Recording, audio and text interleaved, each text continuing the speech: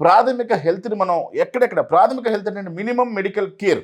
ఒక జ్వరం వచ్చింది, ఒక అనీజీనెస్ ఉంది పేషెంట్కి, ఒక జనరల్ వీక్నెస్ వచ్చింది, లేదా ఒక ఏరియాలో సమస్య వచ్చింది అంటే అటెండ్ చేసేది ఎవరండి? ప్రాథమిక వైద్య కేంద్రం. మీరు వెళ్ళి కెమెరాలు పెట్టండి, మన తెలంగాణ ఆంధ్రప్రదేశ్లో ఎన్ని చోట్ల శిథిలావస్థలో ఉన్నటువంటి ప్రాథమిక కేంద్రాలు కనిపిస్తాయో. బాధపడాల్సిన విషయం, ప్రభుత్వాలు వీటిని సీరియస్గా తీసుకోవాల్సిన విషయం. ఈ భారత్ అంటారు, ఆ భారత్ అంటారు, కానీ మీరు గమనిస్తే ప్రాథమిక ఆరోగ్య కేంద్రాలు కుంటుపడిపోయి నాశనం అయిపోయి శిథిలావస్థలో ఉన్నటువంటి పరిస్థితి. అంటే ఈ ప్రైమరీ హెల్త్ కేర్ సిస్టమ్ కనుక మనం డెవలప్ చేయగలిగితే, ఒక ప్రైమరీ హెల్త్ కేర్, ఒక ఏరియాలో ఉన్న ప్రైమరీ హెల్త్ కేర్ సిస్టంలో మంచి వైద్యం కనుక మనం అందజేయగలిగితే, టెర్షరీ కేర్ సెంటర్ ఏదైతే ఉస్మానియా, గాంధీ పెద్ద హాస్పిటల్స్లో, ఎయిమ్స్ లాంటి సెంటర్స్లో భారం తగ్గుతుంది. అంటే ఏ ఏరియాలో ఉన్నటువంటి ఆ ఏరియాలో గనక హాస్పిటల్స్లో వైద్యం కనుక మనం పర్ఫెక్ట్గా చేయగలిగితే ఆ ఏరియాలో సమస్య అక్కడే సమస్య పోద్ది.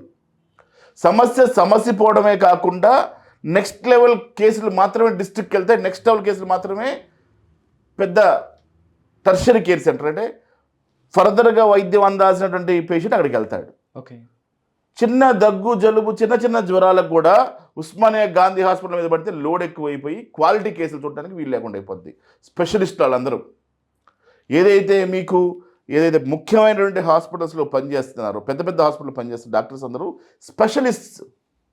ఈ స్పెషలిస్టులు స్పెషల్ కేసులు చూడాలి.